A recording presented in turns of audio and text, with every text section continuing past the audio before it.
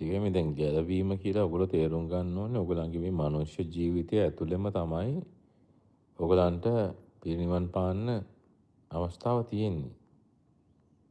ඒක ඊළඟ සැරේ මෛත්‍රී බුද්ධ ශාසනයක් කියලා දෙයක් වෙනම එන එකක් නෙමෙයි. මේ වෙනකොටත් ඒ පණිවිඩය මේ පණිවිඩය මෙහෙම තමයි වෙන්නේ. වෙන කිසිම විදියකින් මේ ලෝකෙ වෙන්නේ නැහැ. කිසිම විදියකින් වෙන්නේ නැහැ. වෙන ශාසනයක් මෛත්‍රී බුද්ධ ශාසනයක් කවදාකවත් ලැබෙන්නේ නැහැ. කිසිසේත් ලැබෙන්නේ ඒක දකින්නවත් එපා එහෙම සිහිනයක්. ඒක නෙමෙයි ශාසන ක්‍රමවේදය ඇතුළේ ලැබෙන්නේ නැහැ නැවත. මේ පිරිස දැන් හම්බෙන්න පටන් ගන්න ඉවරයි. මේ පිරිස හම්බෙන්න පටන් ගන්න ඉවරයි දැන් මේ වෙනකොට. ඉතින් මේ ගමන පොඩ්ඩක් දුෂ්කරයි කියන්නේ අපි දැන් මේ සම්පූර්ණ උඩු යටි කිරීමක් මම දකින්න. මේ මගේ කතාව. උඩු යටි කිරීමක්. ඒ කියන්නේ අර අවුරුදු ගානක් තිස්සේ 2500ක් තිස්සේ අපි දැකපු පින්තූර ටික ඔක්කොම වෙනස් වෙලා ඒ කියන්නේ පිරිසක් ඇවිල්ලා ඉන්නවා මේ ලෝකේ ප්‍රධාන වශයෙන්ම ලංකාවේ තමයි මේ පිරිස ඉස්සල්ලාම හමු වෙන්නේ. ඒ කියන්නේ භාෂාව තමයි වැදගත් වෙන්නේ. මේ භාෂාව තමයි විශේෂ වෙන්නේ. ඒකද ලංකාවට විශේෂත්වයක් හම්බෙන්නේ ඔය නිසා. ලංකාවට විශේෂත්වයක් හම්බෙන්නේ භාෂාවේ තියෙන වැදගත්කම. මොකද මේ භාෂාවෙන් හදා තමයි හඬ යන්නේ. ගුරුත්වය කියලා අදහස් කරන්නේ ස්ලෝප් එක කියලා අදහස් කරන්නේ ජියෝග්‍රැෆිකලි බැලුවත් මේ ලංකාවට තියෙන ආකර්ෂණය.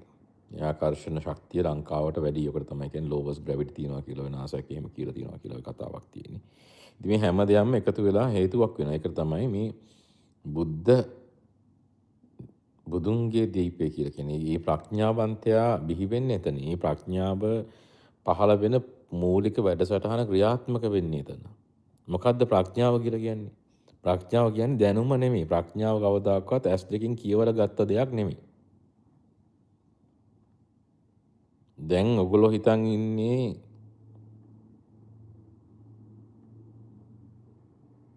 මොකද්ද?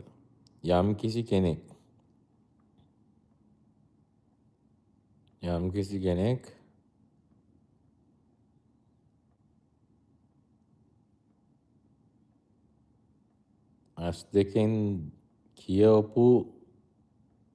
ඇස් දෙකෙන් කියවරන අපි ගොඩක් කරුණු ගන්න සහ කනෙන් අහලා. කනෙන් අහපු ඇස් දෙකෙන් බලපු වර්ණයක්. අකුරු තියෙන්නේ සුදු පාට එකේ කළු වර්ණ දෙකක් තියෙන්නේ. එක කළු පාට එකේ සුදු. ඔබ මේ ලෝකේ කියවලා තියෙන අකුරු හරි ඔබ ලියලා තියෙන යම් කිසි සලකුණක් කෝඩ් එකක් අකුරු වලින් යම් කිසි දෙයක් ඔබ මේ ලෝකේ ඉගෙන ගත්තාද? ඒ අනුව ඔබ යම් කිසි දෙයක් ඔබගේ දැනුම් පද්ධතිය ඔබගේ මනසේ මනෝවිඤ්ඤාණය තුල රඳවා ගත්තාද?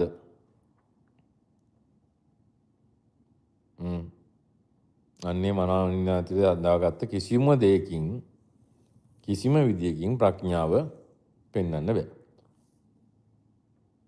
ඒ කියන්නේ පොතක් කියවලා ගත්ත දැනුම පොතක් කියවපු කිසිම දෙයක් ප්‍රඥාවට අයිති ප්‍රඥාව පොතේ නැත. කොටින්ම කියන ඇස් දෙකෙන් ප්‍රඥාව කියවන්න බෑ.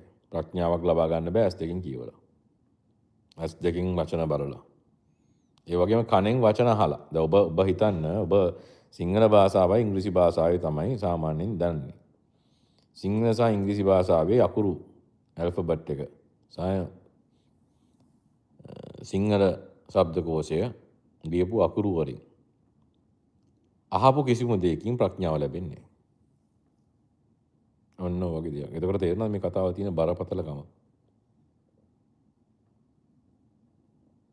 මොකද විවට්ටේදී ඔන්න ඔතන වචන පද ටික අවහොසි වෙනවා.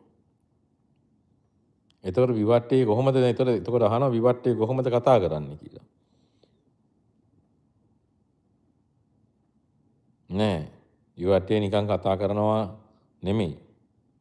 විවට්ටේ ශබ්දේ නිකුත් කරනවා. ඒ ශබ්දය ඔබට